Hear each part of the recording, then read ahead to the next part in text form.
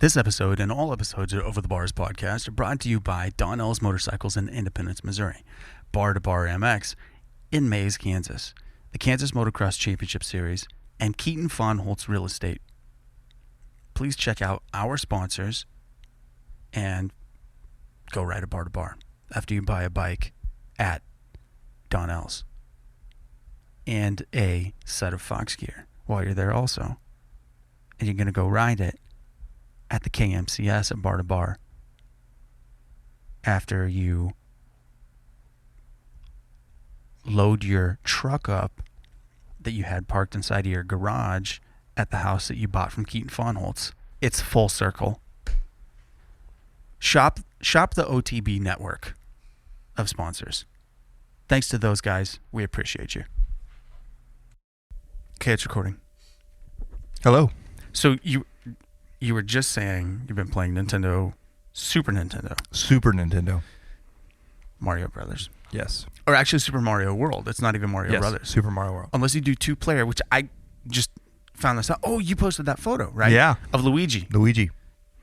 So how it happened was because somehow I didn't take Brittany for a video gamer, but apparently her and her friends when they were younger used to play Mario. So for Christmas, 2 Christmases ago, I got her the original original Nintendo Classic, which had the original Mario on it. Well, that's not the one she played. And she Mario 1, 2, or 3? I think it was 1. Ooh. That one's, dude, that's rough. That game is rough. Yeah. So then I was like, oh, she played Super Nintendo. So then when they came out with that, I had to get that. Well, for whatever reason, we just started kind of playing it. And now it's like a nightly thing. I have a 64, but I... Ooh, yeah. Yeah, well, I had a... 120 stars. I never got there. 120 stars. Okay, so I had a Super Nintendo, but I sold it because and it was one of the original ones. And this is whenever they started to make the new ones that are much smaller. The problem is whenever I would put the cartridge in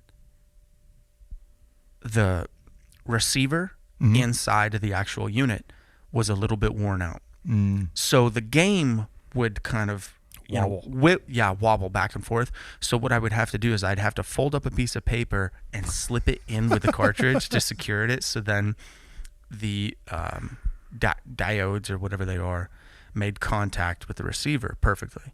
Otherwise, like I'd be in the middle of the game and it would just reset if I yanked the controller or something like that. So the one that you're using, is it the original or it's the new? It's the new. Oh, yeah. And it's like the size of like there's nothing in this room, but it's very small. Smaller than a GameCube? Yeah, I'm going to say it's like a 6x6 square. And does it have the games built into it? Yes. Which is cool, but it's not cool at the same time because they put like a lot of the popular games, but what games were popular back then, I didn't really think of as being popular. Like they weren't really. There was a game that I used to play on Nintendo. I will never, ever in my life remember the name of it. But I remember I rented it from Blockbuster, and it was like you were a ball. And now hold on, because there was this game where you were a ball, right? There were multiple games where you were a ball. But the one that I played was more like Sonic the Hedgehog than the one where you're like a ball that, goes on the tilting surface. Okay.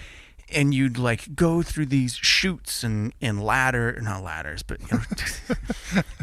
like slides and that kind of stuff. And some had water in it, some were, dry, but you had to like jump, and there were little actions and little bad guys and stuff. I can picture it in my mind, but I have no idea what the name of the game is. And I have researched it mercilessly. Ball game, Super Nintendo, or, trying to figure out what the name of it was, and I've never figured it out. But you were saying that there are games that were popular to you, or that were a big hit to you that were not necessarily popular. Yeah, like Dirt Tracks FX. Yes. Yeah, that would be one. Yeah. Mm-hmm. So I still kind of want to go to like those vintage stores. I'd like to buy like an original Super Nintendo and then like be able to pick up some of the games that aren't included. Because like Zelda, I didn't play Zelda. No, me neither. So like that's really popular to some people and it's included in the thing, but I don't care about that. Or Star Fox. So can you not put a cartridge in? No, there's nowhere to even put one. Like it looks like the old thing, but it's just a little box. Does it connect to the internet? I don't know. I was gonna say, can you download games onto it? I don't know. Maybe.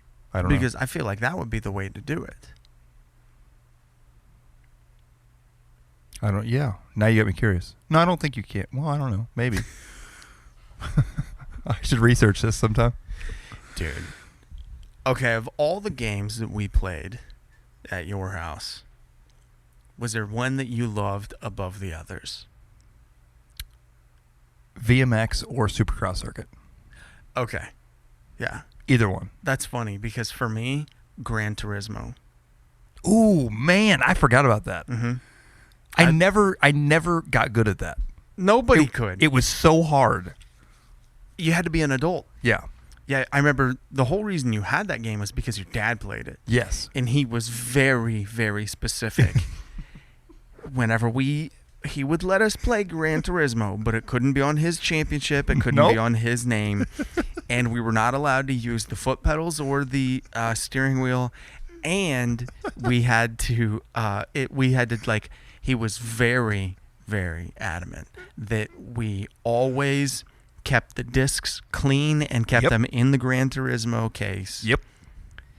And he had those in a different place. Yep. There was a rally game on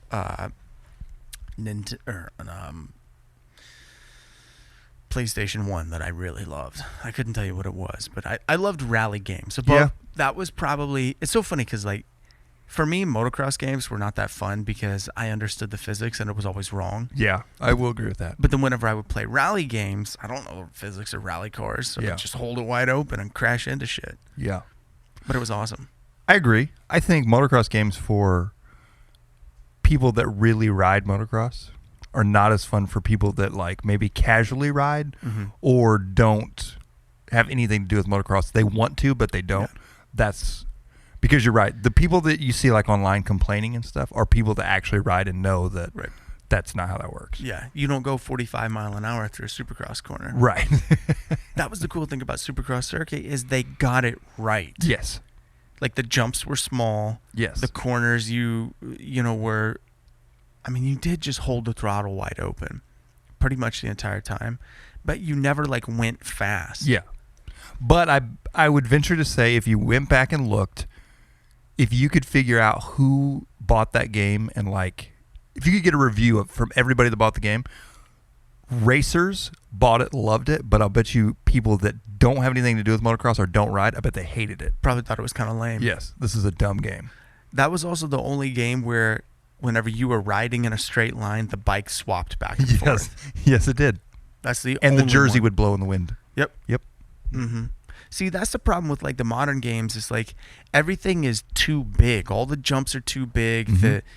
You're going too fast. I mean, I guess the Motocross Simulator is kind of close, but it's so hard. Yeah, And the best way to play it is with a keyboard, which is wrong. Yeah. That's so wrong to me. I'm not. I tried MX Simulator, but I'm out. Motocross Madness was a lot of fun. Oh my gosh, Motocross Madness. Yes, and the track builder. Oh man. Yeah, that's my favorite one. Now, hold on. Motocross Madness, the track builder you had to do in Photoshop. You might be thinking of something else. What was the one that you could build the Supercross tracks? Supercross Circuit. Okay, maybe I'm combining the two then. I'm thinking in my brain is because I just remember a track, but whichever one you could build tracks, I thought was really cool. Yeah, the only way to build tracks for Motocross Madness was in Photoshop because all the tracks were done on gradients. You don't remember that? No. Yeah, you had to build a gradient. So like it was a one-dimensional, or I guess two-dimensional map. Okay. So the easiest thing to build was a supercross track. And what it was is you would plot out, this is the area for, how big the map will be in the world.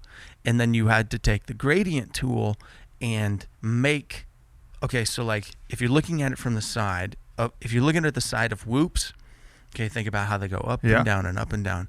Okay, well, in Photoshop, what you would have to do is you take a rectangle tool and select an area on a black. Okay, so black was 0 in height. Okay. So then if a supercross swoop is 4 foot high, then you had to figure out what color from black to white in the gradient, what 4 foot equaled. So there was a lot of trial and error. So then you would have to adjust gradients and up and down, but you're looking at it from directly above. I know this is it was so complex. Yes, this is not the track builder I enjoyed. No, huh? No. What you're thinking of, there was little like step on, step off. Yeah, and you could just place them wherever. Mm-hmm. Yeah, that was Supercross Circuit. Oh. Motocross Madness was the one that had Incubus in the opener, with all the Moto Triple X videos, like kind of copied and pasted. Okay. Yeah. Madness 2 was my favorite of the two. It was a little bit better. And they actually had real bikes too, didn't they? Which one had the real bike for the computer? Yeah, I think it would have been Motocross Madness 2. But remember, you could make skins. You could make your own bikes. Sorry, it's allergy season. And I would always make I didn't make them, but I'd have somebody else make ECC Suzukis. Ooh. That's what I always rode in Motocross. Well, that's the one with the white seats? Green. Okay. Oh, that's the one that had the bee on the side, the honeycomb. Yep. Yes, okay. Which is really funny because it's actually a wasp, but there's honeycombs. Was it a wasp? Yeah. What did the wasp have to do with anything? I think it was just cool looking. Yeah. Okay.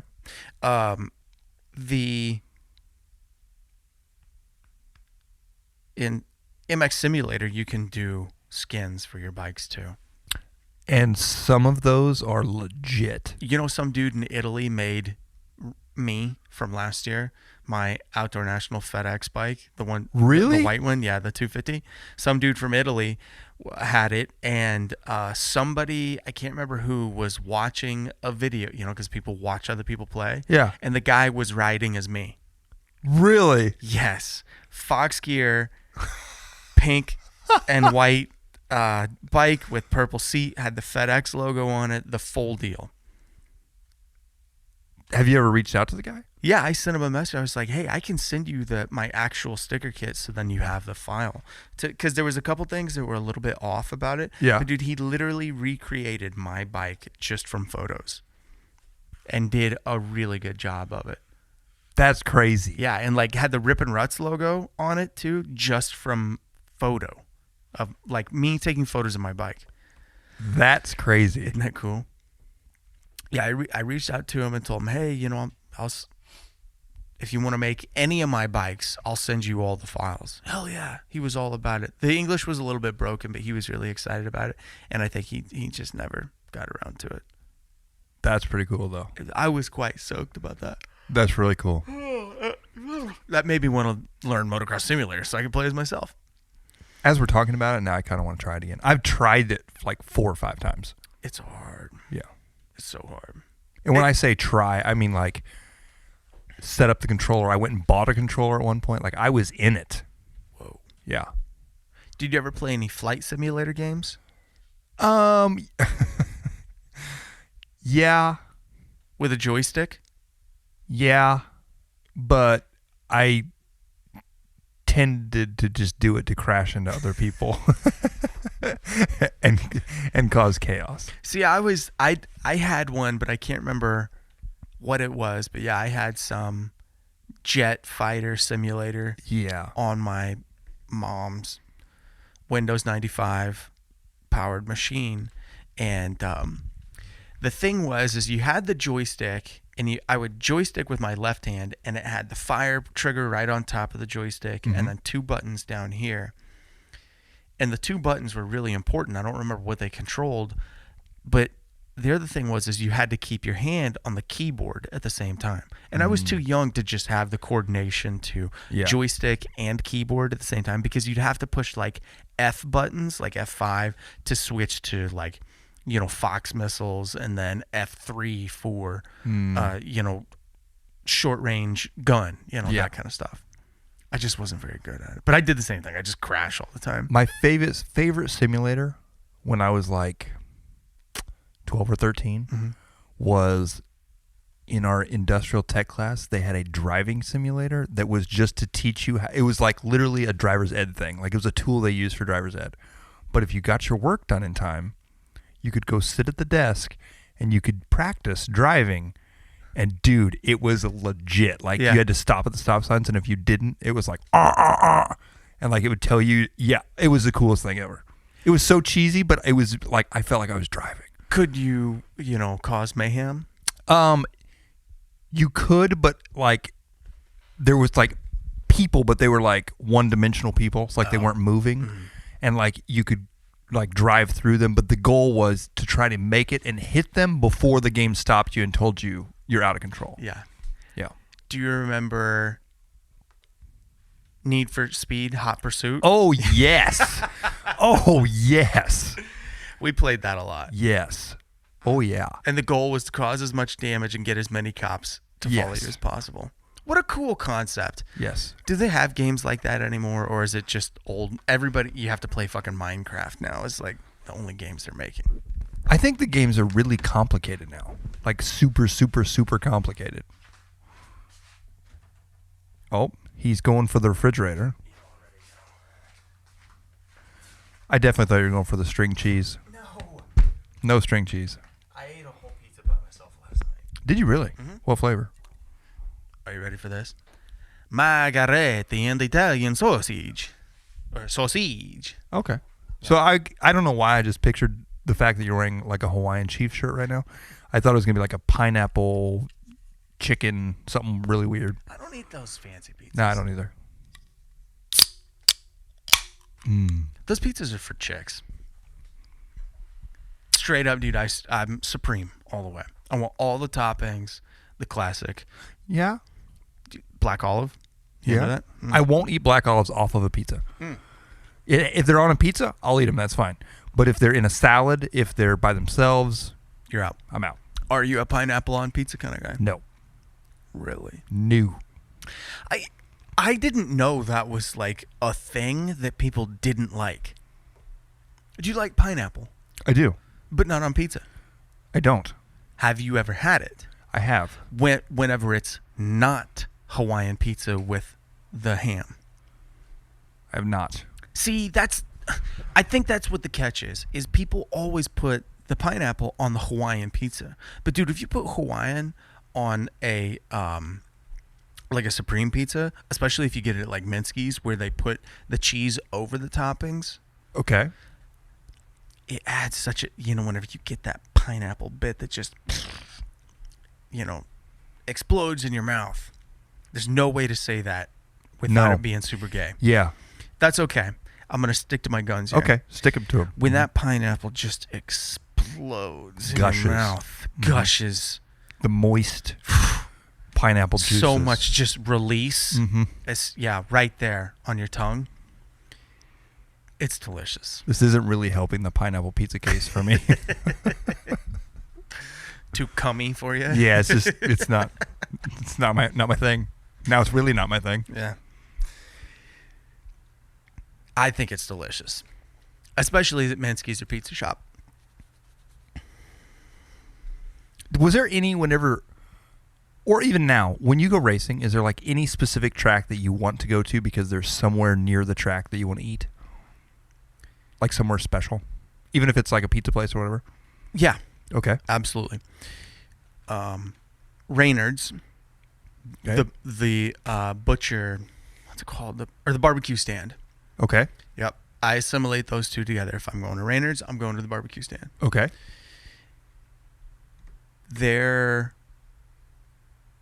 Whenever I used to live in Belton and I would go to Casey Moto, now Adrenaline, I would always, always, always go to, here's one for it.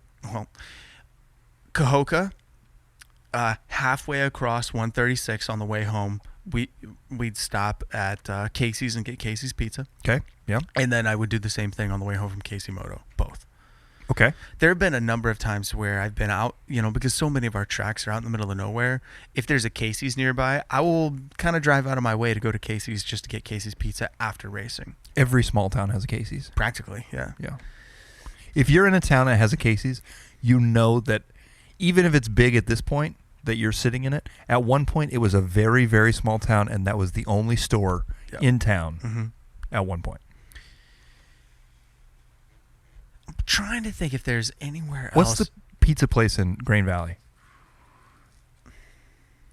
Tim's Pizza? Is that the No, name it's of it? not Tim's. But it's just the pizza place in Grain Valley. That I associate that with Grain Valley. See, I think El Mugway. The Mexican place. Okay. Yeah. Okay. I would always go eat Mexican after. Actually, no, I take that back. I was thinking about this the other day. Whenever my dad first opened Grain Valley. Okay. And we'd be out there busting our bag. And by that, I mean he was working, I was sitting in the truck twiddling my thumbs. We would always get Wendy's for lunch. And Wendy's? Wendy's, yes. Where's there even a Wendy's? See, that's the thing. Everybody thinks Grain Valley. Well, there's no Wendy's there. There was Sonic. Yeah. We'd go to Sonic, every once in a while. But no, the thing was to hop on to Old 40 and head east into Oak Grove, which takes you to the truck stop that has Wendy's inside of it. So, bro, number 6, spicy chicken sandwich, large fry, large chocolate frosty. This was back whenever you didn't have to specify what flavor frosty you wanted. That was this. So when you left the track, you turned left instead of turning right. Oh, yeah. Do you remember when they shut the bridge down and you had to go all the way to Oak Grove and circle back around? That was the first time I ever traveled that. Monkey Mountain's back there. Yeah, which is, who even knows what that is? I have no idea. Me neither. Don't have a clue. Don't have a clue. Were there any tracks that you went to one time? And never went back? Sure. Yeah. Yes. Rolla. Do you remember what year you went there? Were you on a Honda? Oh, funny story. It was the year I got hurt. It was 2006. It was actually like 2 weeks before I got hurt for the state race. Yeah. I went there on a Suzuki, but it wouldn't run, so I rode my dad's Honda. So, yes, I was on Honda, kind of.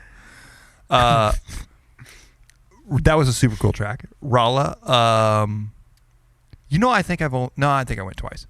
Cahokia, I've only been twice. Yeah. Then there was a track in Iowa.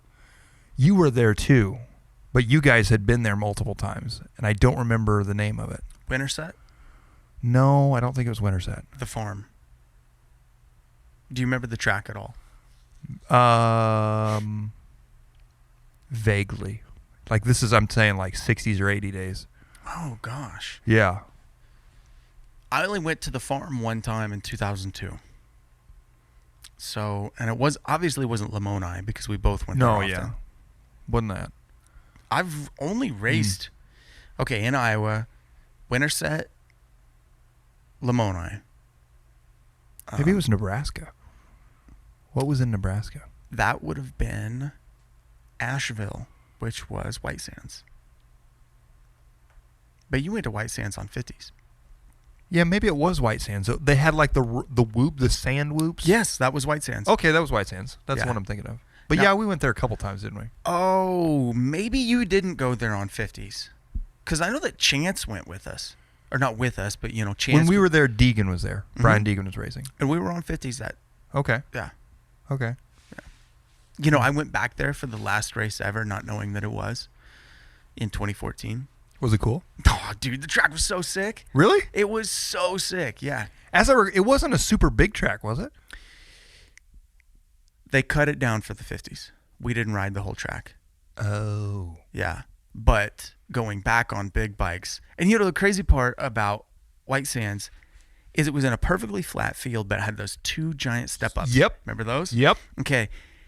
They are big, but they're not as big as we thought they were. Because I remember... Man, they felt like they were huge. In my mind, they were the biggest thing that I had ever... Or the biggest hill I'd ever rode over. Yeah. Until we went to Millville. Or no, we didn't even ride the hills at Millville on 50s. So yeah, White Sands had the biggest elevation. No. Agency would have had. But anyway, I remember whenever I went back, because I went there a couple times on 50s, 60s, maybe rode it once on 80s. And then I went back in 14, and I was thinking, number one, those sand whoops are huge. And number two, the step-ups. But the step-ups were fair size, but they weren't huge. I wadded my brains out. Okay, so do you remember all the water holes between the track lanes? Yes. Well, they got progressively worse over time. Okay. Because they kept digging out. Okay. Anyway, there was a sweeper. The finish line was in a sweeper, and coming around that sweeper, Tanner Edding was the kid's name. He was in first, and then there was somebody else in second. Oh, Dylan Cloyd, maybe? And I was in third, and I was trying to pass whoever was in second. Lost the back end around the sweeper, and there was a roller in the middle of it, and I high-sided up it and flew over the jump, but then there was a huge water hole, like a pond on the inside. And I thought for sure my bike went in, 100%. And I jump up, and I cannot find my bike. But only the back wheel went into the water, but it was like in this weird spot where I could not see it at all. And I fucking threw my hands up like, no! And I run up to the top of the jump to try and find it, and I can't see it, but it was right underneath me in the bob. What do they call those? Cattails. 2014. What were you riding? Was that a big bike? Yeah, I was on KTM 450. Okay. Yeah, I had a 450 and a 250. And that moto, I came back. I think I came back to third or got fourth, and then won the other three motos. And Tanner Edding was like the track champion. Nobody ever beat him there. And I beat him in three motos, and it was kind of like a big upset. You got booed out. Yeah. You were not. They shut the track down. Well, we're never racing again. Yeah. Jeff won, so. I remember Millville on 50s when they had the 50 track. Micro track. Yes. And I remember coming around, and there was a bike and a rider that was stuck in a chain link fence, and it was Jimmy Albertson. You, me, and Jimmy, we were all hanging out, and I remember you guys were ahead of me. So were we on white 50s? You and I were, but Jimmy was on the orange one. Yeah. And I came around, and I don't know what places we were in, but I think Jimmy was leading of the three of us. And I came around, and I'm like, oh man, wow, somebody crashed. And then I'm like, oh, that's Jimmy. I'm going to beat Jimmy. Yeah. And I was like, yeah, Jimmy's stuck in the fence. Yep. Dude, we had such big rivalries, me and him. Yep. Back then.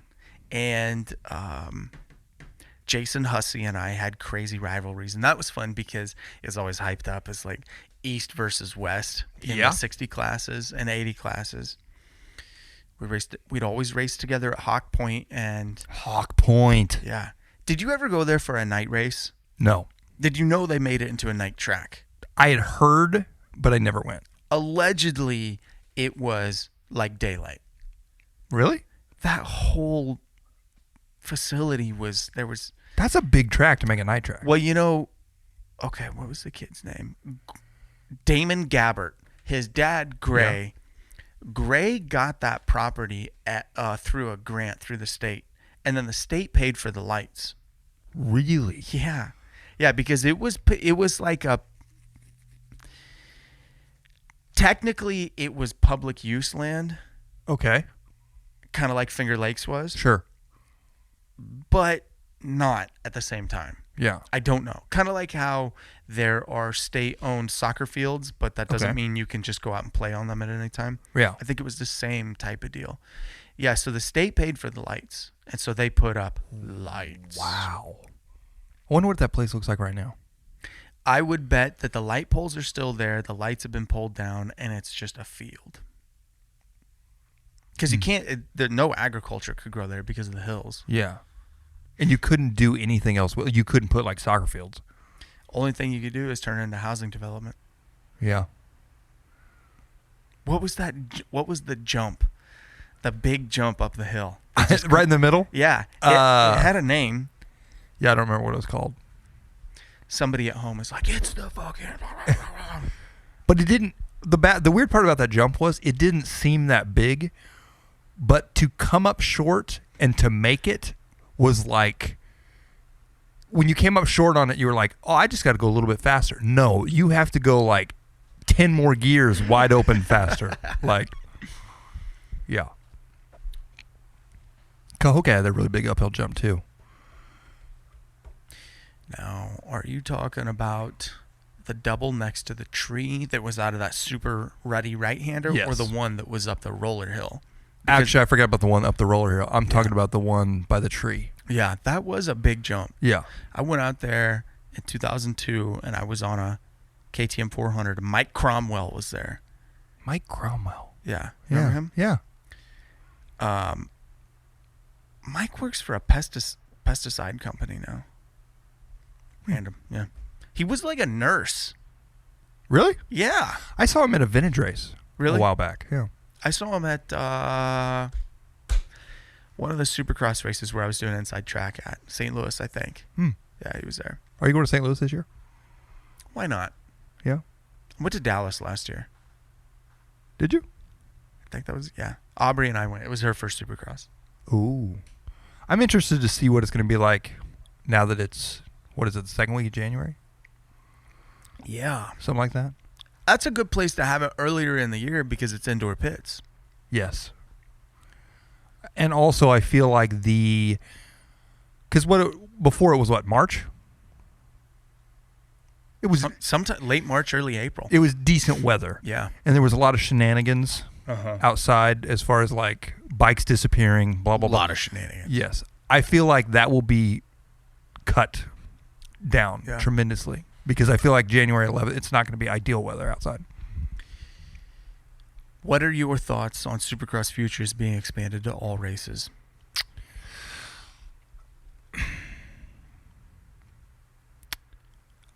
I guess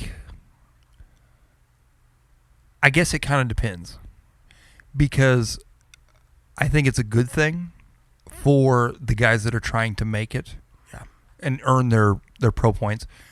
But I also see it as these kids and stuff on 80s, their parents are going to feel obligated that they need to do, I don't know what I'm trying to say here. What did they have last year? 7 races? I believe it was 7. Okay. So there's some parents that feel like my kid's got to do all 7 of those races. So we have to sacrifice everything to do those 7. Yeah. And now I see kids losing even more time just riding and enjoying motocross because now they're going to race 17 Supercross rounds. Yeah, who will be the Iron Man? Yeah. Who will go to the most? Yeah. And I'm not saying all of them will, but like the kids... I'm getting all choked up here. You need a drink? Yeah, I'm getting all... okay, like the kids that come in the big 7MX semi. Mm-hmm. Like those kids now are going to be racing 17 basically weeks in a row. It wouldn't surprise me if there is an amateur team that pops up as like a farm team. Yeah. You know, that does all 17 races. Yeah.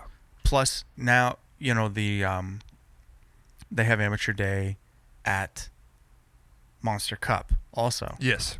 Yeah. But like I say, from like a rider standpoint, like if I was riding and if I was just doing it for the experience, oh yeah, that's cool. That's awesome. Sure. I thought about going and doing one. I wanted to do Indianapolis. Really what I wanted to do is St. Louis, but then they cut it off the schedule. Yeah. I was thinking about doing Indianapolis. I think I might go do St. Louis this year. Yeah. Just ride like 25 and 30. Yeah. Just for fun. Here's my other issue with it, which has nothing to do with the actual Supercross Futures. We are getting further and further away from motocross. Yeah. Like, if you look at the outdoors right now, I'm going to say 99, maybe not 99, but nobody cares about the outdoors. It's all about Supercross. I hate it because I am an enthusiast and a participant and I even have raced outdoor nationals. But when it comes to being a spectator, yes, I take Supercross 10 out of 10 times. Same here. They have figured out the package. Yes. It's way better to watch than watching outdoor motocross. Yes. On TV. Yeah. Now, it's such an experience to go and watch outdoor nationals. And that, yes, it was cool because this is the first year in a long time where I've gone to an outdoor national and a Supercross, both in the same year. And I did Dallas, and then, Millville and Washougal. But yeah, just the shit that you see at an outdoor national of how just gnarly, the level of gnarly. But the thing about the level of gnarly is it can only be appreciated by other riders. Mm-hmm. Yep. People that have gotten themselves into squirrely situations and then watching pros throttle out of it and man their way out of whatever, It's just like Supercross circuit, like we were talking about. Yes. If you're a rider, you get it. Yep. If you're not, you don't get it. It's not that cool. Yeah. It's like, I only get to see this guy come around every 2.5 minutes for a couple seconds. And in today's time, we want easy and quick entertainment. And a Supercross, you can grab your family. It's in a city, probably nearby you.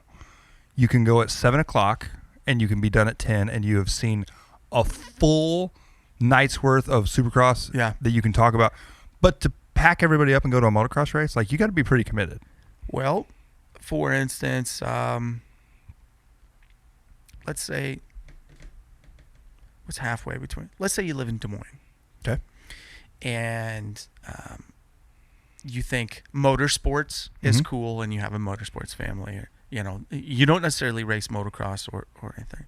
And the options are drive to St. Louis, 3.5 hours away, or drive to Millville, 4.5 hours away. The ticket prices are almost the same for both because it's expensive to go to an outdoor national. And the amenities at a Supercross are far and above and beyond. I mean, listen, we're preaching to the choir on this. I'm just trying to think about it out loud if I was not me. Mm-hmm. But yeah, fuck, I've driven to Redbud to watch. Mm-hmm. Yep. But I haven't driven, and that was without riding. That's the furthest I've driven to watch without riding. And that was a last-minute thing that me and Keith and another kid went and did. But my concern is when amateur racing starts, I'm all for the Supercross futures.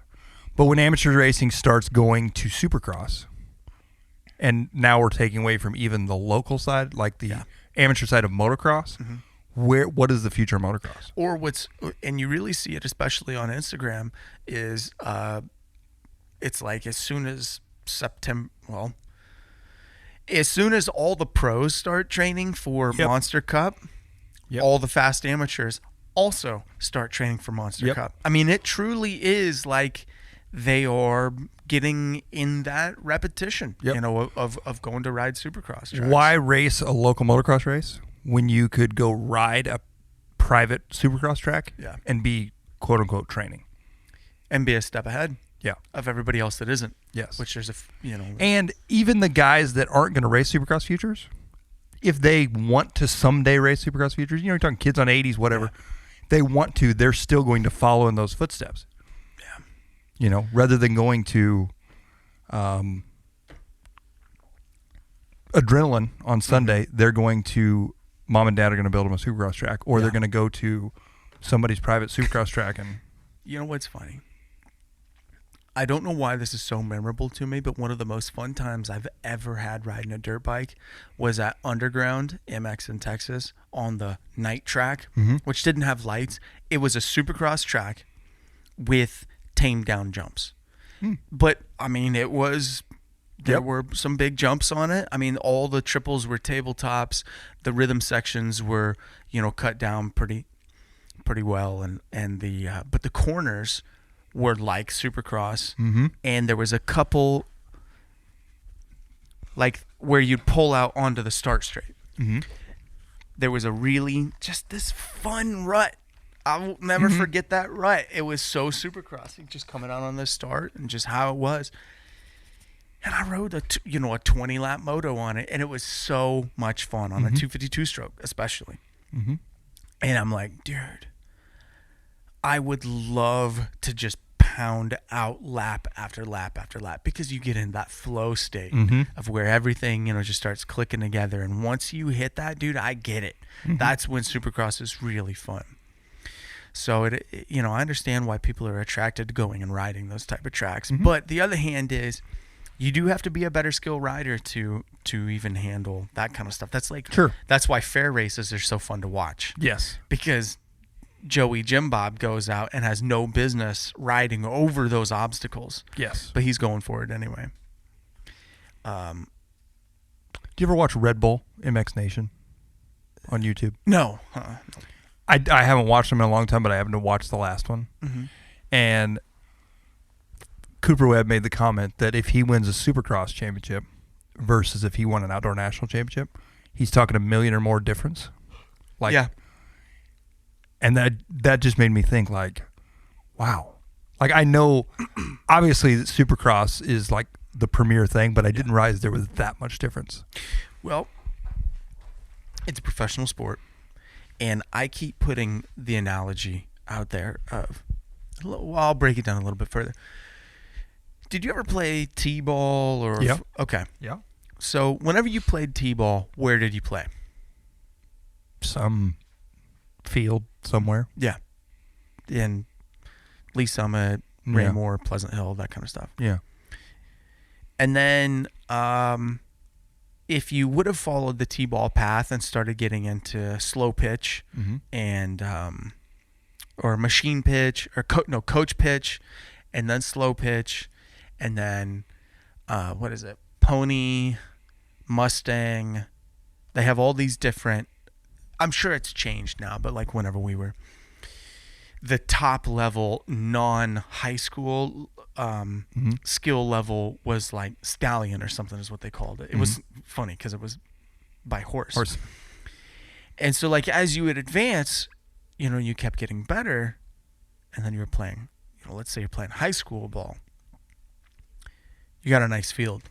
Like the Belton softball and baseball fields are unbelievably nice.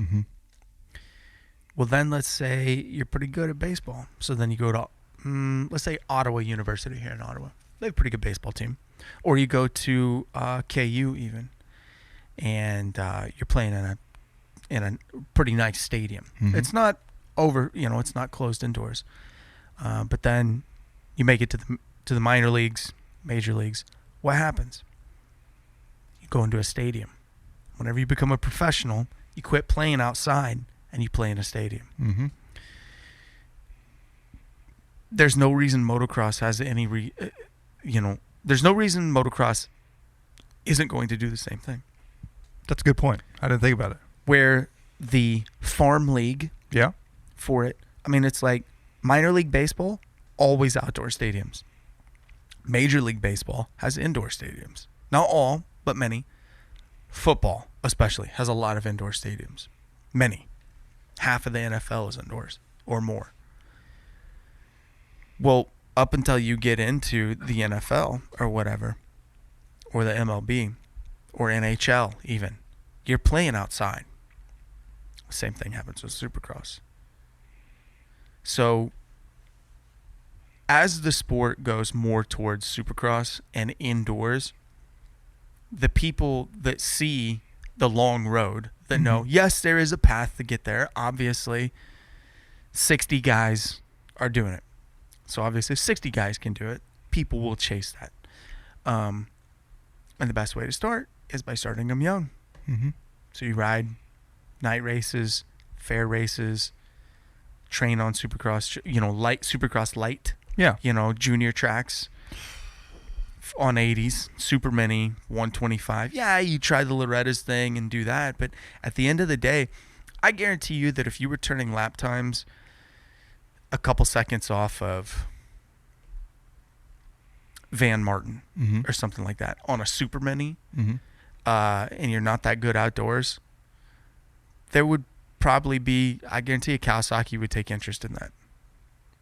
So, do you think local tracks... Yeah, get you a drink. Get you a big old swig there. Do you think a local track, if somebody went and built, okay, let's say a fair track, similar to a fair track, or an amateur style, a Supercross Future style track, not super big, prepped like a Supercross track, and they ran weekly races, would they have more entries and be more successful than like a motocross track? Absolutely. I can give you a case in point. Okay. Portland International Raceway. Okay. Yeah. It's a very outdoorsy track. Yeah. It's like kind of like Grain Valley. Okay. More compact. Okay. Kind of similar dirt. But like shape wise of the track of it being long. Okay. Like a hot dog style. Yep. It's in that, dimension. But yeah, those races, they get really good turnouts. I think, honestly, sometimes I think that Kingsville would even stand to benefit if they compacted the track in. Made it like almost like a fair track, like a bigger fair track. Lap time. Okay, so right now, lap times for the A class are somewhere around 55 seconds. Okay. It could be more compact, I think, more isolated, and if they kept the motocross track the same way it is, but like the infield area between the finish line and then the back straightaway, if that area was utilized more for night purposes only, and instead of having what used to be the 90-footer, instead of having that section over there, if after the split lane you went back in next to the finish line, it would be a lot easier to light. I just thought about, have you noticed like Moberly? Moberly was one of the most popular tracks, outdoor motocross tracks in Missouri for a very long time. I don't know that they race maybe 2 or 3 times on the outdoor track, but they're getting solid turnouts on their amateur Supercross track weekly. Yeah. And that track's built, fit for a pit bike. I've done everything on that track on a KLX 110.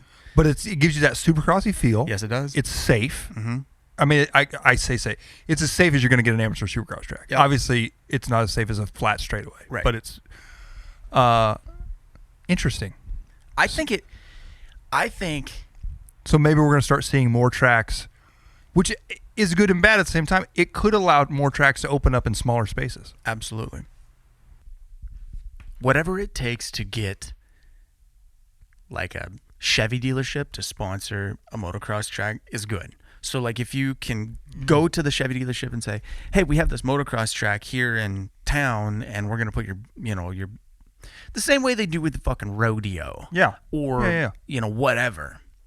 Yeah, if you can get that kind of attraction, more like local businesses, that's a good thing, and they'd be more apt to do that whenever there's spectators, because you're not you're advertising to the participants, but it's really advertising to the spectators. So like whenever you can say the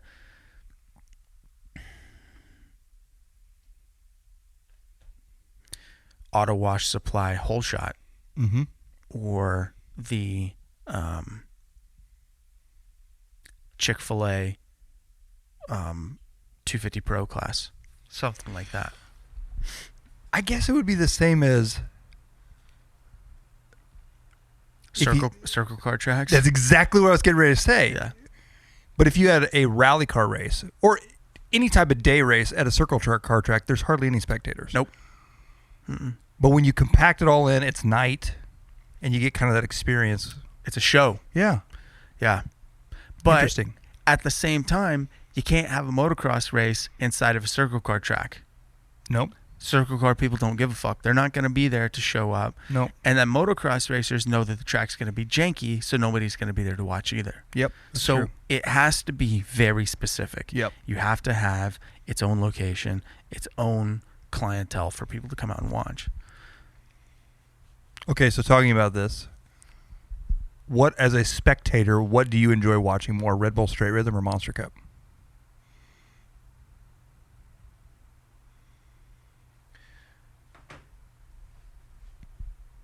Straight Rhythm. And see, when I look in the stand, I agree with you. Yeah. But when you look at the stand, well, I say I agree with you. I don't know. That's a really tough call for me. I don't know that I enjoy one or the other. More than the other? Yeah, it's very more different. Yeah. Well, I mean, see, Straight Rhythm, the hard part about Straight Rhythm is like once you watch it three or four runs, you're like, okay. yes. It's very unique. Synced it. Yeah. I synced it with my eyes. Yeah. Yeah. But the fun part is the riders, the two strokes. Bikes. Now. Yeah. Watching the guys on 125s have to be creative. Yeah. More so than the 252 strokes. Some of the star power that it brings out. Yeah. The rivalry. It's like the Shift Whole Shot Challenge. Yep. Which I won. A part of our. Shameless plug. Yeah. Humble flex. Yes. Yeah. Yes.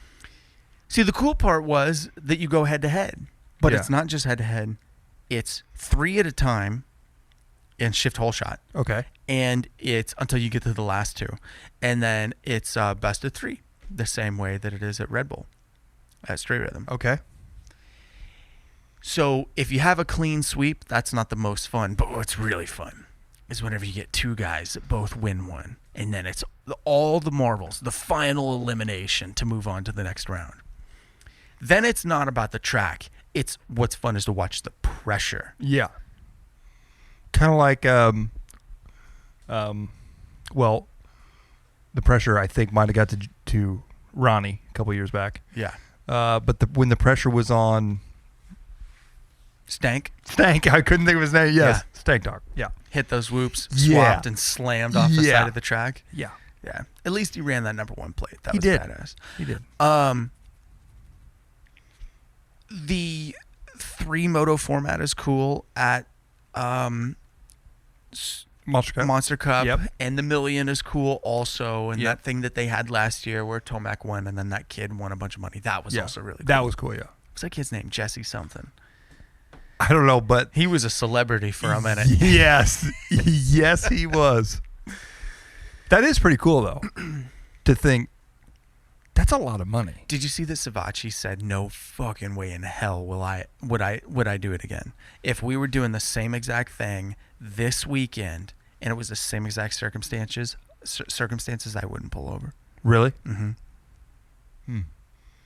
I take it Eli didn't cut him a check. Maybe he did, but I don't think that Savachi feels like he's been treated very fairly at Kawasaki.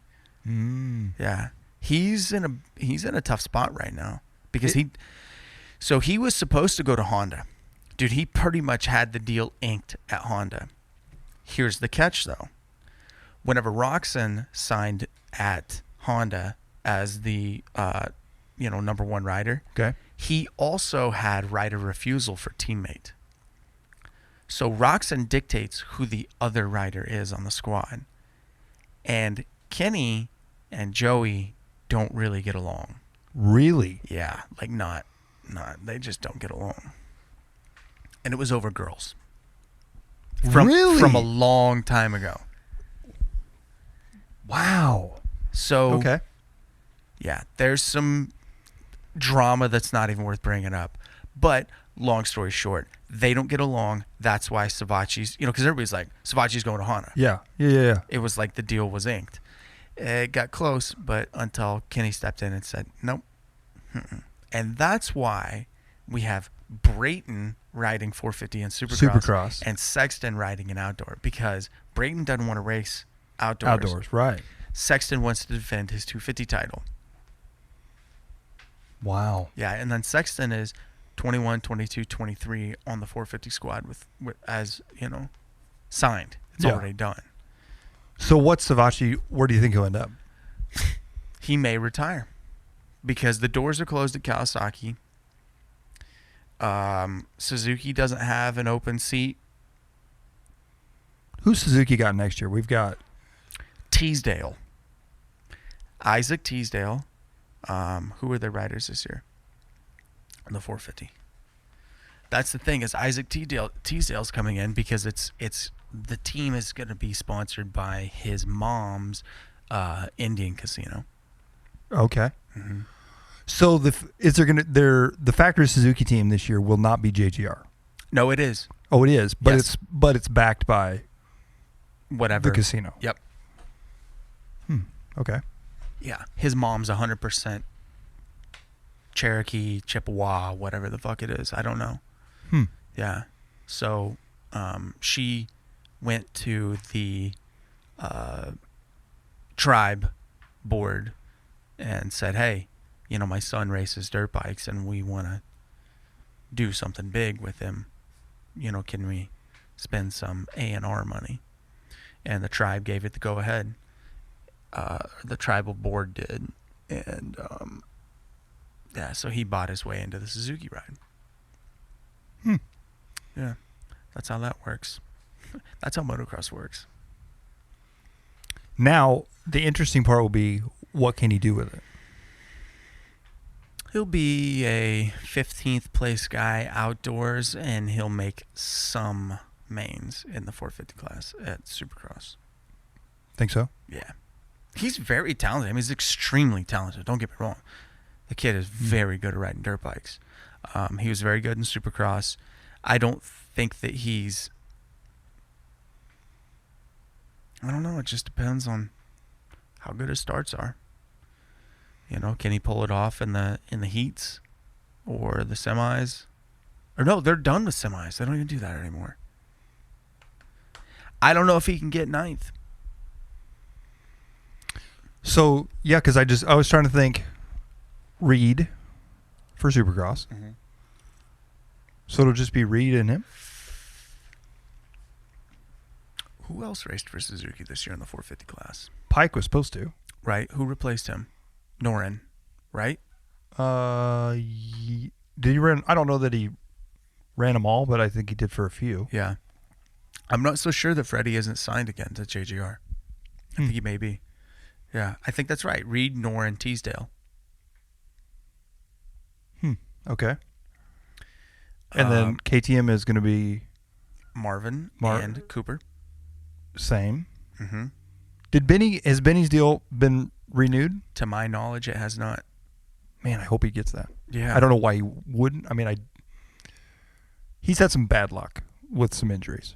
Everybody has bad luck with injuries. That's all true. Injuries are bad luck. Well, his seem to be one after another. But they're not necessarily. There's riders that you see and you're like, that's your fault. Like, you're just out of control. You know what I'm saying? That kind of thing. Mm-hmm. He's not one of those guys. No. He just literally gets dealt some tough cards. Yeah. Because what he gets hurt doing is not. They're weird crashes. Mm-hmm. They're not something like. No, he's not screwing off or trying to beat right over his head or anything. Exactly. No, they're just mistakes. Yeah. The track catches him, that kind of stuff. Yeah.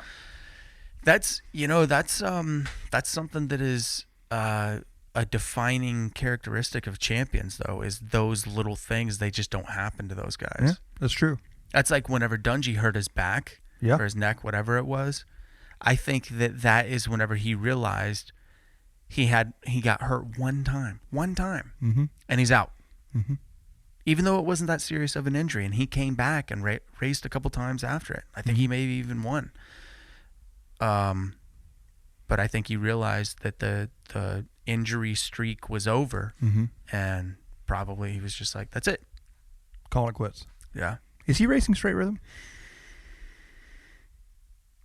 I don't remember seeing his name. If you go by roster. Facebook, everybody's racing straight rhythm. Right. So, I thought Pastrana's racing a 500 against Tyler Bowers. He is, but he's also riding a 125.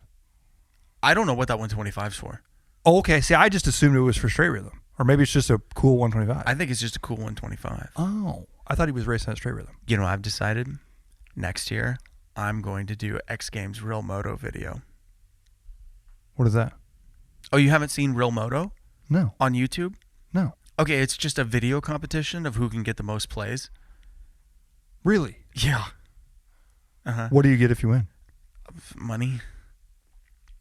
I think Axel Hodges is one. It's been like, so, so this year, Axel Hodges, Colby Raha, Ricky Carmichael, Chris Foster, Carmichael made one? Yeah, Carmichael's is badass. Really? It's really cool. I'll have to go watch it. Yeah. Huh. You can go to YouTube and just type in X Games Real Moto 2019, and there'll be a video feed for all of them in a row, so you can just watch them in a row. And it's awesome because it's like you're watching an old school motocross video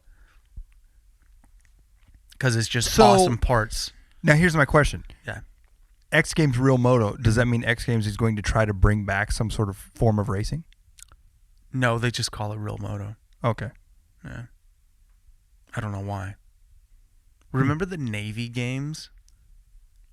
The Navy games? Yeah. So they had X Games, and then later in the year, they did the Navy games, like once, maybe twice. And in the Navy games, they had a Supercross race. No, I don't remember this at all. And it had some gigantic jumps in it. Huge. Josh Hansen won. Man, I do not remember that at all. What year is this? 10? 11? So not terribly long ago. I mean, No, I guess it's almost 10 years ago, but yeah, a decade ago. Yeah. Wow. No, I don't remember that. Yep. And then there was Speed and Style. I remember that. I do remember that. I thought that was cool. Yeah, I do remember that. I didn't quite understand how the scoring worked. Yeah. Because there were a few races that, like, the freestyle guy that didn't win won. Yeah. Which kind of confused me. But I'm also not a freestyle guy. It's not that I don't appreciate it. I'm not a freestyle guy. So I don't know how to judge a Superman compared to a heel clicker. Yeah. I don't know. I think just complexity of the trick. Amplitude. Let's measure the amplitude.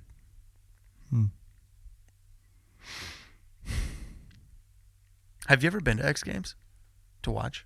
No. Me neither. Nope. I've been to a Nitro Circus. How sick was that? Honestly, it was really cool. I bet it was. And I went to, what was the thing that Deegan used to do?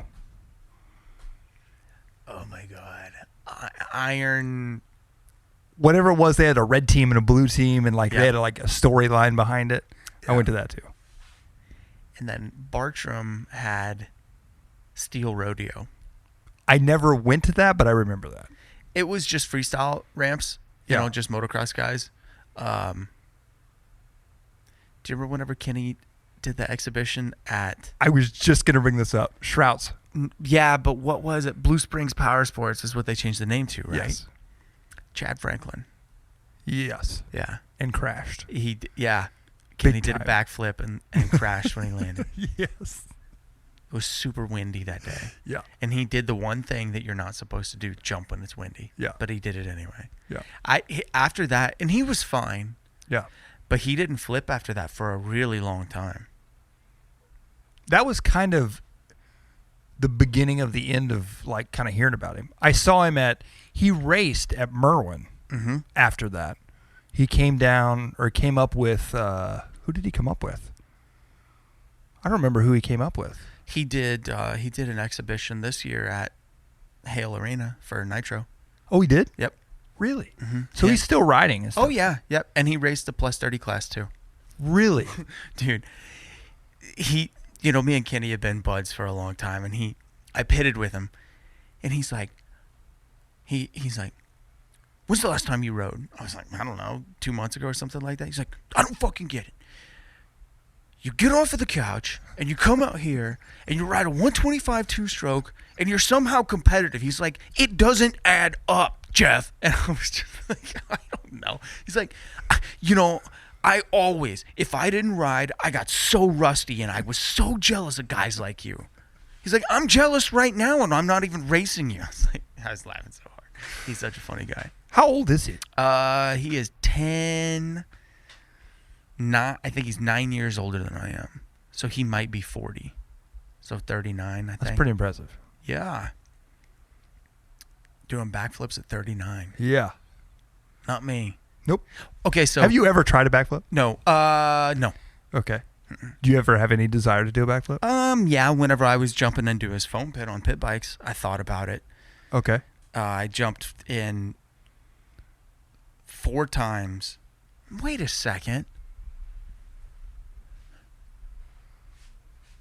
I think I did flip into his pit. I did. Did you would you, if it would have been on dirt, would you have successfully brought it all the way around?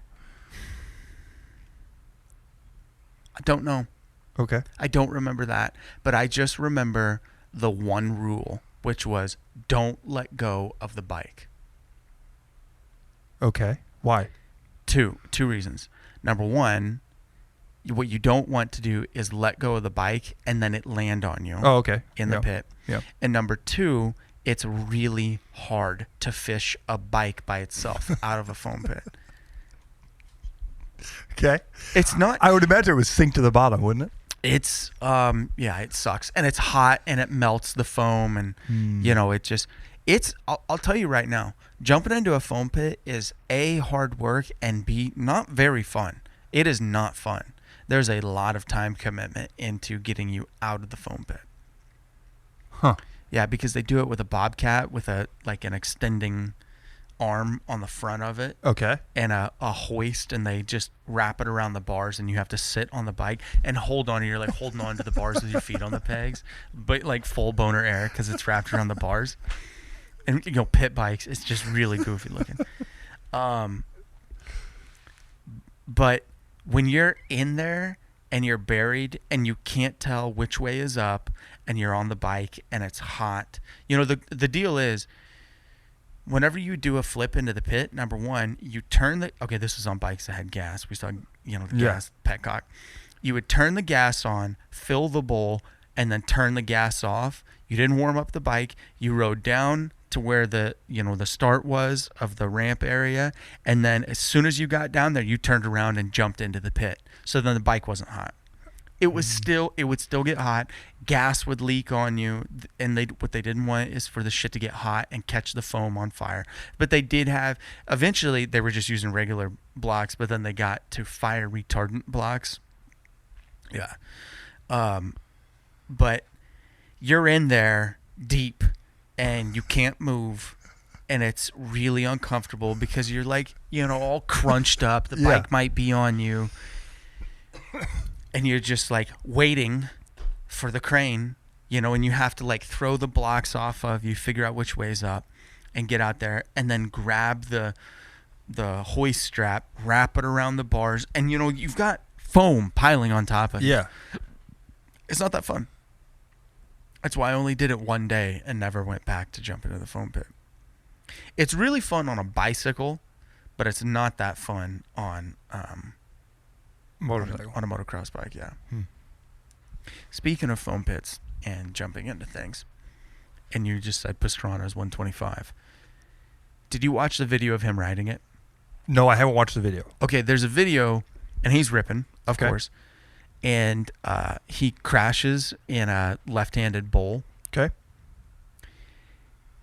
And couldn't get his, slams not hard, but hard enough to where I was like, oh, here goes Travis out for another concussion.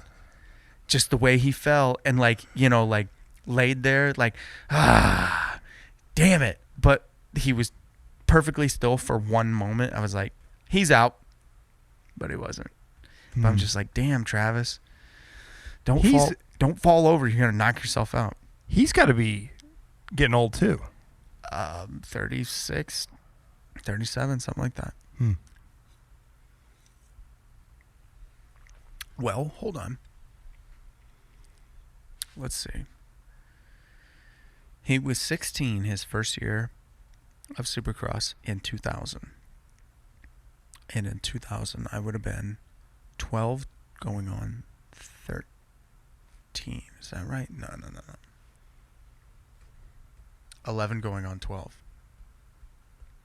So he's 4 years older than I am. So he's only 34. Oh, okay. Yeah, he's not that much older. Or 35. Yeah. Somewhere in there. Yeah. So he's not that much older. No. No, I did that math. Yeah, he's 5 years older. We'll just stick with that. We're going to go with that. He's 35. You know what I could do?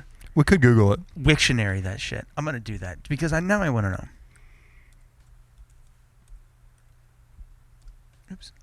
Travis Pastrana. Wikipedia. 1983. Yeah, he's 5 years older than I am. Boom. How old Reed?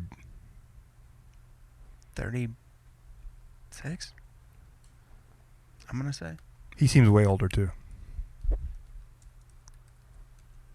Chad Mark Reed, Australian Supercross racer, 37. Okay. God, dude, what a savage. Yeah. And his birthday is March 15th. So he will be racing Supercross at the age of 38 this year. And relatively, when he's competitive. He'll make it into every main. Yes, I'm not saying that he's going to necessarily win one, but he could run up front for a couple laps. He did last year. Yeah, that's what I'm saying. Laps. Yeah, he could win a heat easily. What a bad dude. Yeah, he is. I'm going to let that simmer for a second. Just think on that. Reflect.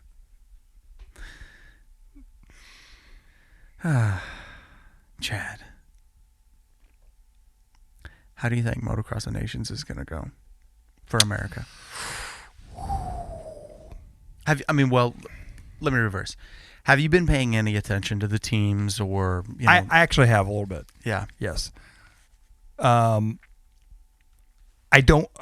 want us to win, but I don't think we're going to win. I don't think anybody's going in with a quote unquote A team. Everybody has someone that's injured. France, America, or not able to go. Germany, Great Britain, Belgium. I mean, everybody has somebody that's hurt or not one of the feature riders that you would think. Yeah. Australia, they had a pretty good shot until one of their guys got hurt. Now it's Dean Ferris and then some 17-year-old kid riding the 250 class. That's pretty goddamn good. The only thing I haven't really been paying attention to is the track that they're going to be on. Mm-hmm. I haven't seen a bunch of videos Well, I know that it's sand. Is it Lommel sand or is it allegedly it's some of the gnarliest. All right, we're going to pause and watch GoPro lap of Assen with Brian Boggers, MXGP in Netherlands. Let me pull that shit up. Stand by one moment. We just went down a major rabbit hole. Yes, we sure did. We did. Okay, so after watching that track for the MXGP, I hope I'm wrong. I don't think we stand a chance. Osborne is our best rider for that track. So Osborne is riding MX3. Anderson is riding MX1, and Justin Cooper's riding MX2. Yeah.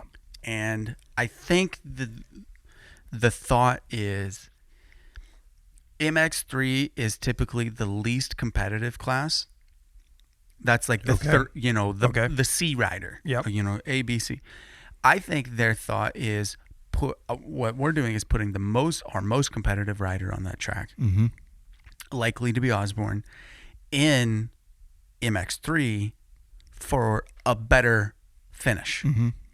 And then Anderson, he's a bulldog. Mm-hmm. That dude is not going to screw around out there. I think that he'll push his way into good finishes. Does Justin Cooper stand a chance against Jorge Prado? No, absolutely not. He won't be anywhere near him. But the problem is Prado's from Spain. Spain doesn't have a super strong team. Italy, they have Lupino. Cairoli's not racing. He's out. So they don't have a super strong team. Herlings and Koldenhoff are racing, they're the home team, the Netherlands. But their third man on the team, I don't think he's, and I don't know about Koldenhoff actually now that I say that. I don't know. I just saw some official teams today. Everybody either has 1 weak link or two guys that are marginal. Now, with that being said, a couple years ago, whenever it was in Great Britain, and that one dude, it wasn't even Lupino, the Italian guy that was a woods racer. Okay. Yeah.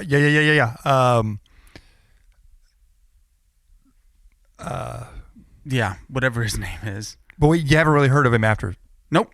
Because he's not a motocross racer. But they pulled him, and how cool is that the Italian team pulled a guy off of the woods, off of doing ISDEs, or not ISDEs, but whatever they call the world Enduro Championship. There you go, WC.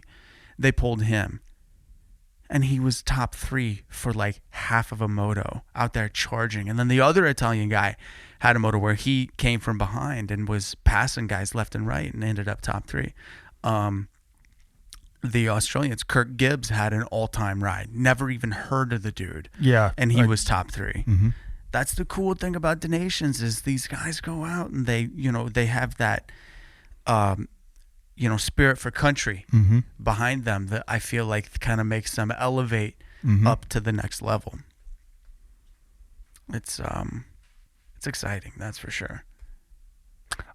I think if we could stay on, the biggest thing I think is between any of the guys, but especially like Cooper, staying on 2 wheels, not crashing, is going to be more important than actually going fast and winning, because we're just watching that. There's a lot of people, not big crashes, just there's a lot of crashing in that deepest sand. You know what kind of surprised me is that Team USA didn't have Cooper Webb drop down to 250, honestly.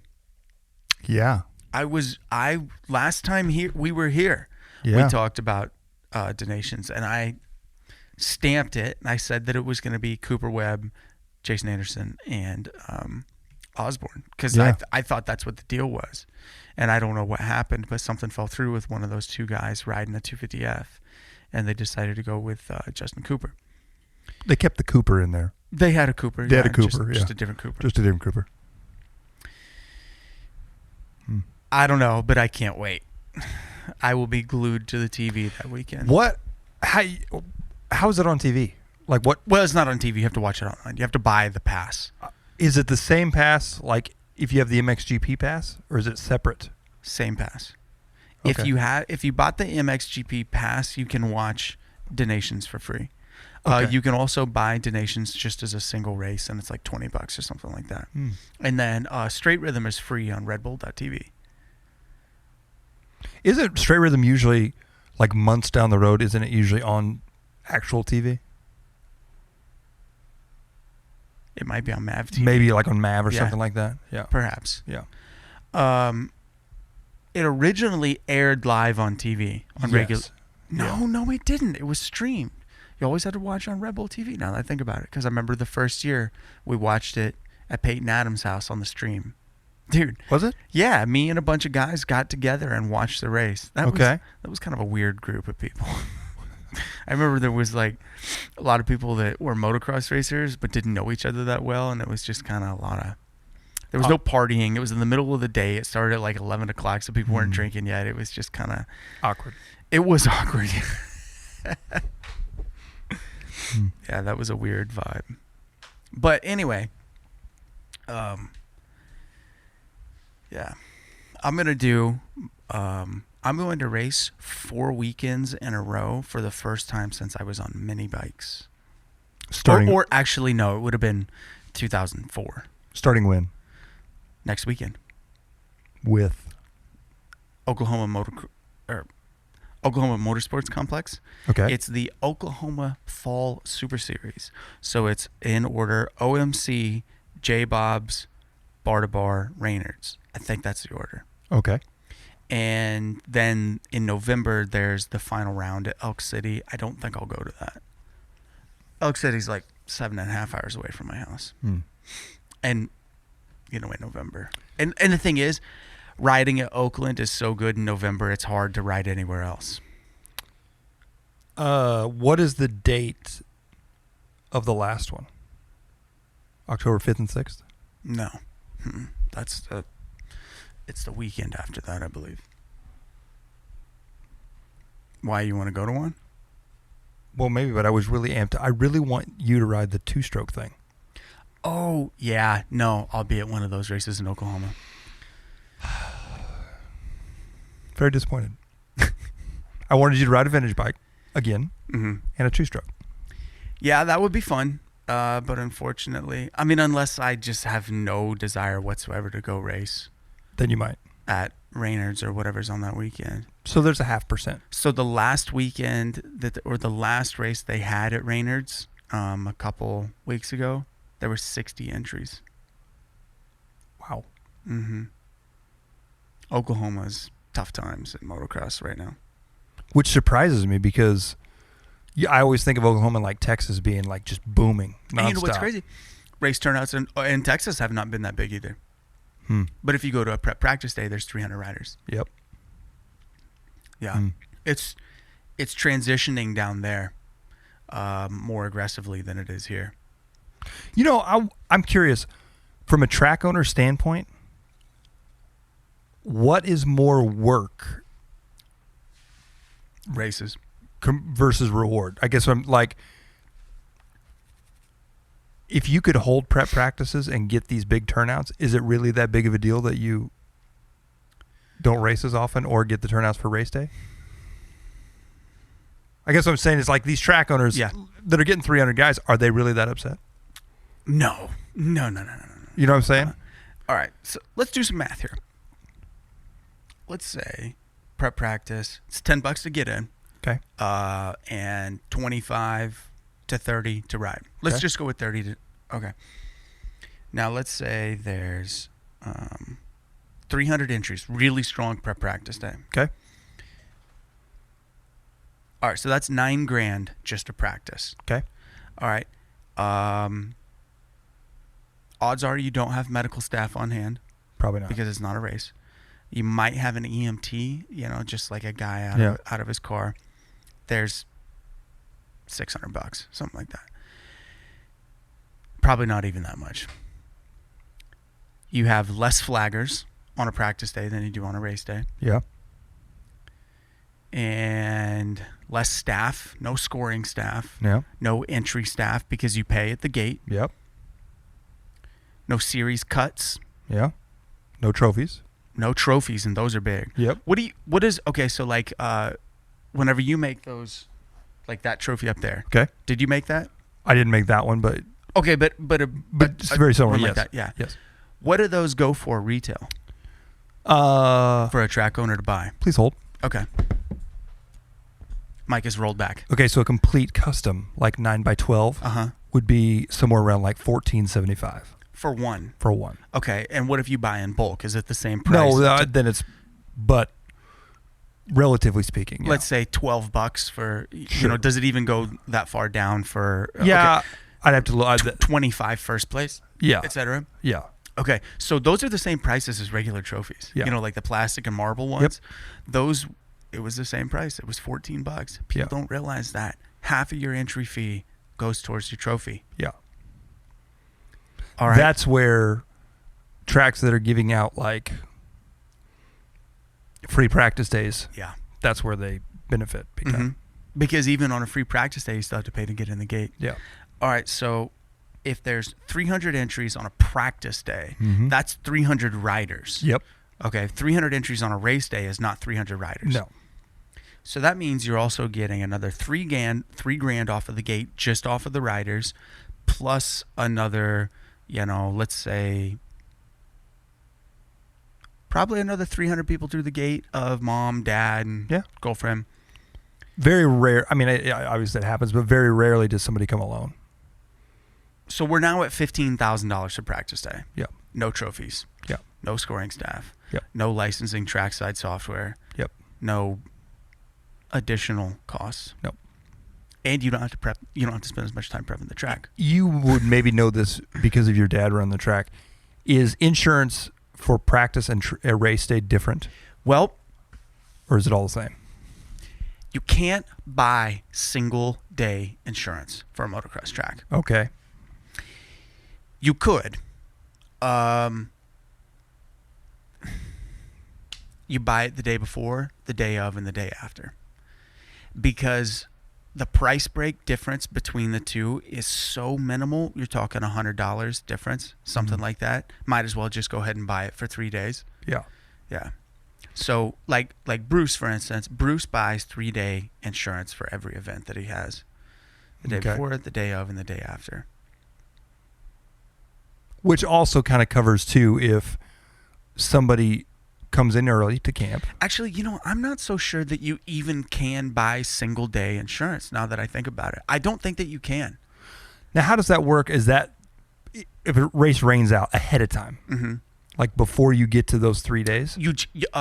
Okay, so like you can reschedule the insured date, but you don't have to repay it. Okay. Yeah. But you can't get that money back. No. So if it's like at the end of the year where there's no time to reschedule, you're out. Oh, no. I don't think that it's, by a calendar year, like it expires. Okay. Yeah. No, I think you just call the insurance company and say, hey, we got rained out. There was no event. I want to reschedule the insurance. To my knowledge, it's that way. I could be wrong. Or you could pay a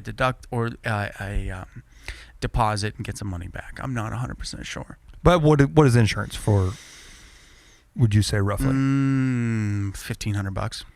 For the 3 days. Mm-hmm. Okay, so it's $500 a day, essentially. Okay, so take out the $1,500. All right, so now we're at $1,350. Mm-hmm. Yeah, that's pretty good. That's all right. That's all right. Yep. All right, and then let's say you have 6 flaggers at $10 a piece, and the thing is, practice days are shorter than race days. Yep. So you've got 6 guys, $10, so $60 an hour, and you're operating for, let's just go with a round number of 6 hours. So 6 times 60 equals $360 in flagging for the day. You could double that and make it 7, whatever that is, 720. Yeah. Mm-hmm. And you're still, all right, so now you're at 12 and a half for 300 entries. Practice entries. Yeah. That's a high number. Yeah. That's a lot of that's a Texas day after the Supercross type practice day. Yeah. Now, but the thing is, so like in Dallas, the day after, Oak Hill has practice. Underground is open. Texplex is open. Village Creek is open. River Valley's open. All those tracks are trying to cash in on that. Whoever does the best job of advertising and marketing is who will have the most entries. Yeah. Also, the better the track, Yeah. I almost went to Texplex for the day after Supercross last year, but I made up my mind. I just wanted to go to Oak Hill, so I went to Oak Hill, and I hurt my back like 6 laps in. Where at? I didn't crash. Oh. Yeah, just landed funny off of a big double and just slipped a disc. I got in trouble at Oak Hill in a razor. I can believe that. Apparently the side-by-side track bypassed the front. At the time, there was like a little step up, and you went down, turn left, and then there was like the finish line uphill thing. Yeah. Well, you bypassed that, apparently, and I didn't know that. So I railed the berm, and I jumped it. I did the uphill finish line. Oh, yeah? In the side-by-side. Yeah. But you're too close to the people or something. Oh, the tower over the... Yes, and so... Wait, that doesn't make any sense because it'd still be too close for... Go ahead. Anyway, I wasn't supposed to do that. And I got in big trouble for going fast and looking cool. Sorry, I'm not sorry. Yeah. Mm-hmm. That's so awesome. Then I had to go around it, just like everybody else. Dude, just think if you could have a motocross track that did 9 250 rider practices. And in theory, it would be a lot of work, don't get me wrong. Mm-hmm. In theory, with having practice days like that, you could have a good regular job as well. Like that could be just icing on the cake. Your phone is on the cable. Oh. Yeah, sorry.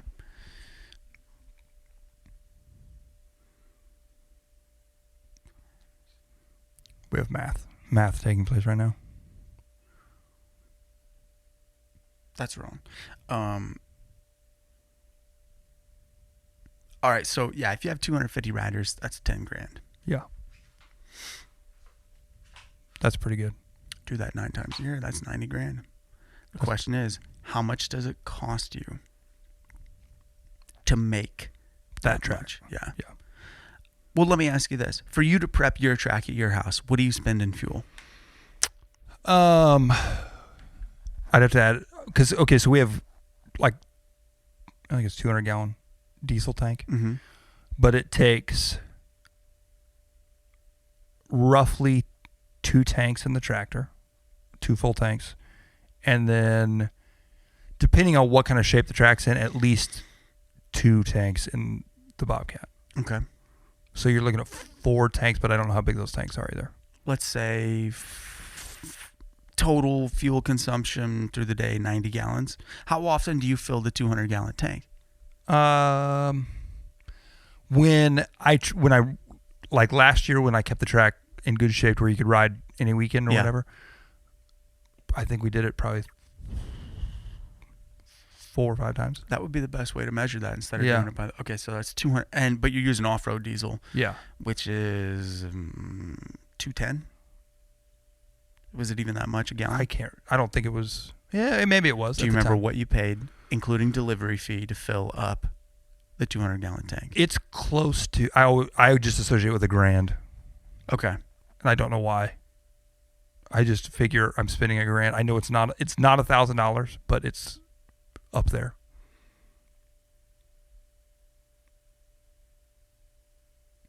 That's not right. That can't be right. That must be when we fill the gas tank because we have a 200 or a 400 gallon gas tank. Yeah. As well. Yeah. No, because it's $420 to fill your fuel tank. Okay, yeah, that'd be right because I figure $1,000 for both tanks. Got it. Yes. Okay. So let's just $500. Let's go diesel only. Okay. Okay. And you said five times? We'll go with 5 times. We'll go with 5. All right. So in fuel consumption for the year for operating the Bobcat and the tractor, $2,100. Yes. In fuel. Now I don't have the equipment and the track that a lot of these places that are going to get that turnout have. Okay. So let's factor in though mowing. Well, the 5 times for me would include the mowing. Okay. So then, well, actually, I say that because we cut a lot of it with like mowers. Mm-hmm. That would use the gas. Okay. So there would be the let's just say $5,000. Yeah, there we go. $5,000 a year in fuel consumption. Yeah. And that's for a vintage-friendly practice track. Yeah. But still, even if you... Do you guys charge people to ride out there? No. No.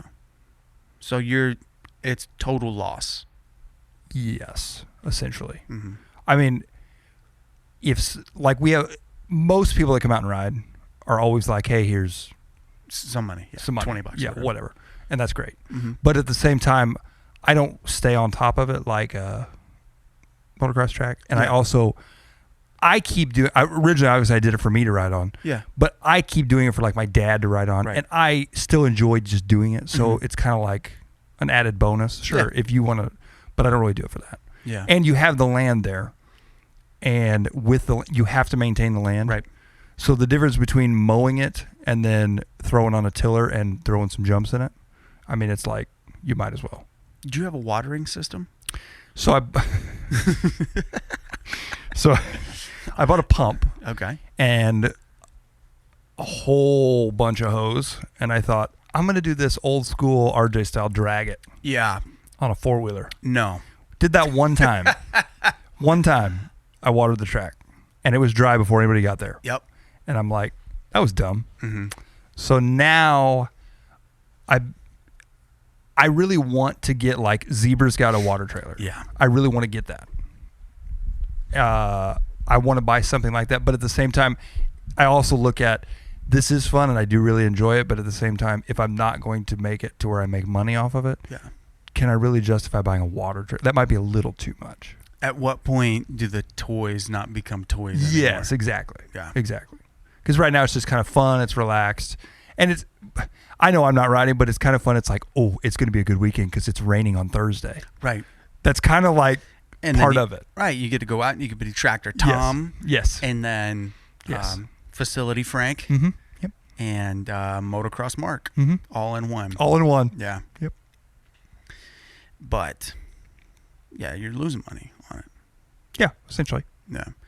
So just imagine if you could get those turnouts in a one day. That's why Merwin having their open practice weekends. Mm-hmm. Those are wildly more profitable than races.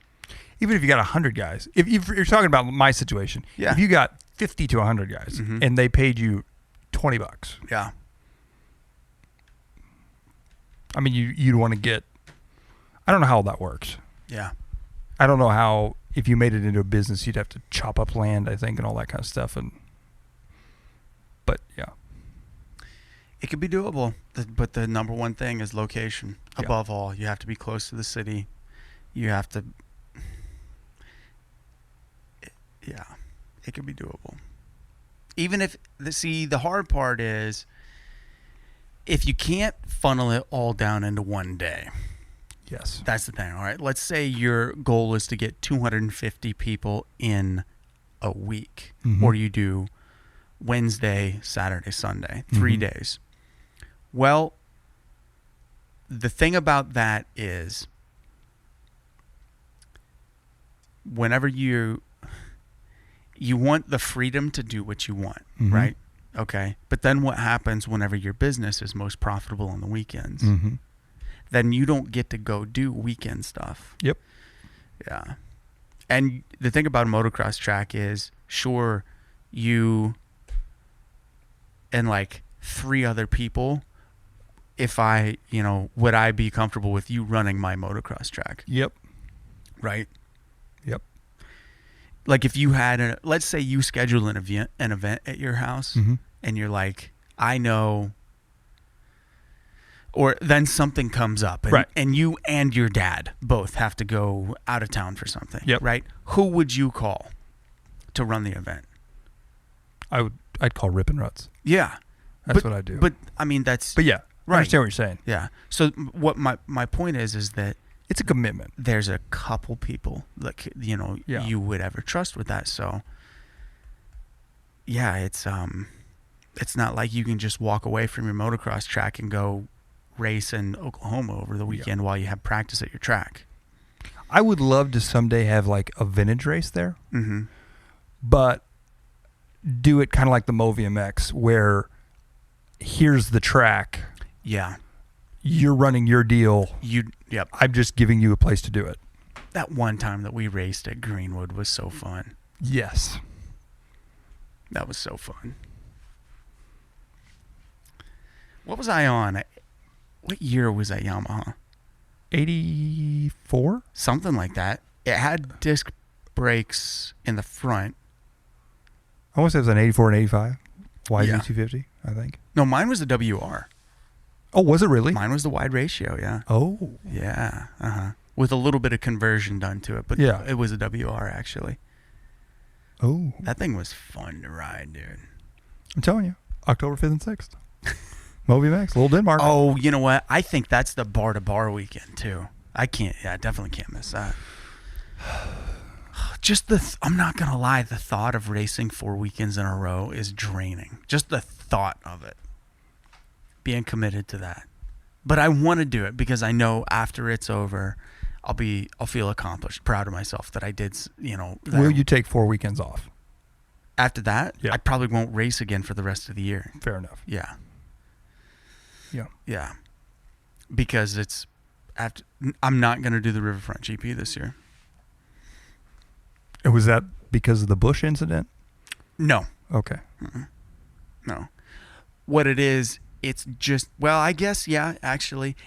What it is it's too close to my peak money time at FedEx. Okay. Yeah. For me to screw that up and hit a bush. Yeah, hit a bush and have a broken foot or something like that and be on disability making $300 a week whenever I can easily make $1,500 a week at FedEx. So it's kind of out. Yeah. Yeah, that's the thing. Wisdom. With age. What's anything popping with you that you're kind of trying to think. No, my dad had his double knee replacement, which old Greg was talking to us about earlier. So I'm kind of trying to talk him into it. He doesn't have to go fast. I'm just telling him to just go out and he or I or both have raced a MoVMX vintage race, at least one every year since it started, which was in 98 8 or 7. Is that your leg jumping? Sure is. I've never seen it happen before. It's just getting excited about MoVMX racing right now. Is that your left or right? It's my right. It's just getting jumpy. It's trying to start a bike right now. Say MoVMX again. MoVMX. Vintage. 95. Nothing. Damn. Anyway, so the last race is October 5th and 6th. Yeah. At Little Denmark in Harrisonville. Mm-hmm. It's close to us. Yeah. It's a fun track. It's a double header. Saturday's all vintage. Sunday is vintage, and then they have the modern 2-stroke challenge. Yeah. Which would be cool. But I'm trying to get him to go to that. Yeah. So that's my highlight for October. I think I've never rode a vintage bike out there, but I think it would be superior than to riding a modern bike. Oh, because like my 250SX out there, it's too much bike. Yeah. Yeah. Yeah. Because my bike has 50 horsepower. Yeah. Or whatever it is. Yeah. Yeah, it's 50. Yeah, it'd be more fun to ride something around 35. Yeah. Something calm. 40, yeah. Can you imagine riding like a CR500? No. No. You know, I've never rode a 500. Really? Nope. Mm-mm. You've never ridden a 500? Nothing above 360. I rode my dad's KTM 360 in the yard. I've never rode anything above a 250, really. I'm in 450s, yeah, but... Yeah, I've never rode a big board 2-stroke. I rode a 490. Ooh, the Yamaha? No, Mako. Oh, baby. And let me tell you something. Even back in 1982, yeah, that thing, has undeniable... It's not quick. Yep. But it has a massive amount of power, and you can't judge by like the sound or the feel because it vibrates so hard. Like my hands were tingling. They were numb after riding it. I rode a 480 Honda too. Wow. And that thing, it just the whole time. But you're moving at light speed. I love watching videos of guys ride like KX 500s, like Sean Collier at Mammoth. Yes. And you listen to the bike and it's like, he's not even on the gas, but he's going so fast. Yes. If you close your eyes, you're like, that guy's just rolling around. It sounds like he's riding from the truck to the starting gate in the pits. Just brrr. But then you watch it and you're like, wow. Yeah. And then I've seen some videos where guys like try to ring out like a 500. It's not, that's not how you do it. It doesn't work. No. Doesn't sound cool. You don't look cool. Just stop. Don't. Give the bike to somebody else. Yes. Give it to somebody else. Yeah. That's funny. Yeah, I've never rode one. I'd like to. I would like to do the Vet Donations. Dude. Yeah. That's gnarly stuff. I was watching videos of it this year of Neville Bradshaw and Dubach. No, not Dubach. Mike Brown. Oh yes, yeah. Brown was on a Chesterfield Yamaha. Yep. And Neville was on a CR500, and just watching them, you could never hear Neville's 500. Yep. Same thing. And then Bradshaw's Chesterfield Yamaha, so pipey. Yep. Unbelievable. Yeah, that would be really fun to go over there and ride a vintage bike for that. Vintage is fun. Dude, vintage is so cool. Anything old is fun. Yeah. And now it's kind of even cooler because the vintage guys aren't as stoked on it. But as time goes on, what is considered vintage, like now, the MoVMX races, you can ride like a 96. Yeah, that's... You know what I'm saying? And yeah. Which, by years, that's 30 years old. Is it? That's not 30 years. That's 25. Okay, 25. Yep. So when we started in 98, 25 years was the max. Yeah. That would have been, what would that have been, 70 something? Yeah, something like So it was all vintage bikes. So those guys are kind of bummed, which I understand. But also now they're coming into like the era of like when we started. So now I'm seeing guys like on the first aluminum frame Honda. Like it's like, oh, that's cool. Yeah, because it's what we looked up to. Exactly. Yeah. Exactly. So we're vintage, basically. That's what I'm saying. Oh, my God. It would be fun to ride, early 90s bikes. Yeah. I don't know why, but I would love to ride some Kawasaki's, like 94, 95 Kawasaki's. That's something I have never ridden. I rode a KX60. Not a 65, KX60. With the dog bone. Yep. Other than that, no other Kawasaki's. That was it. That was it. I don't know. What was the kid? Chris Graham. Remember that name? Chris Graham. That sounds really familiar. He had KX125 and KX250. Okay. His dad was a drunk, and he rode big bikes by the time we were really around him. Missouri State racer, lived in Columbia. They drove a Bounder. Do you remember those motorhomes? Yeah. Yeah. Those had the kangaroo on them, right? Uh-huh. Yeah. Yep. But he had, 96 with the purple tank. Always had new bikes, stock pipes. Or no, he'd run FMF. Pipe and silencer on Kawasaki's. And I don't know why, but I always wanted to ride one of his bikes. Yes. I always wanted to ride either Bart Shiflett, Johnny McMillan, or Mark Morris's RM250. Wow, Johnny McMillan. Yep. Mark had some good bikes. But those were all Bart's bikes. Yeah, they were Bart tuned. Yeah. Whatever happened to Johnny McMillan? Who knows? Hey, did Bart do anything with that stock rebuild Suzuki that he had, the 250? What? Remember he rebuilt or built that RM250? I don't know. That's a good question. Yeah. We need to get Bart on the show again. Yes, we do. Bart, if you're listening, come join us. Yeah. Next time. We'd love to have you. Yeah. I would love to have Bruce Richardson in here for 2 hours also. Yeah. Yeah. Bruce. There's a lot of people we need to get on. When I say his name, it makes me smile because I think of my dog. My dog's name is Bruce. Which dog? The Great Dane. Oh, okay. Yeah. That's a good name for a Great Dane. Exactly. And you always say it, Bruce. I can't say his name without making it some sort of accent or, yeah. Mm-hmm. So Mike, I have 2 cats, Homer and Ham and Cheese. Homer and Ham and Cheese? Yes. Okay. Yeah. And Ham and Cheese is a long hair. Okay. Like a blonde, kind of orange, more blonde cat. Okay. And he is so fluffy. Okay. And like a ham and cheese sandwich. Yeah. Okay. And his nickname is Fluffy. Okay. I call him Fluffy, or Hammy, or Cheesy. Very rarely is it ham and cheese. Okay. What about fluffy ham and cheese? Ooh. Fluffy ham? Fluffy. Come here, Fluffy ham. But, dude, that's the thing is, like, whenever I'm talking to my cats, I just get this fucking weird language. Yes. Like, yep. Isn't it so weird how we do that? Yep. But it's normally Cheesy or Fluffy. Mm-hmm. And then Homer. I don't know why. He doesn't really get, or... you know what? I'm going to save myself the embarrassment and not make the noises I make at my cats. People would question my all do it. My tough guy facade. Mm-hmm. We all do it. Uh-huh. Yeah. Yeah, you see me at the track with my shirt off and my sunglasses on and all my tattoos. Just know, that morning...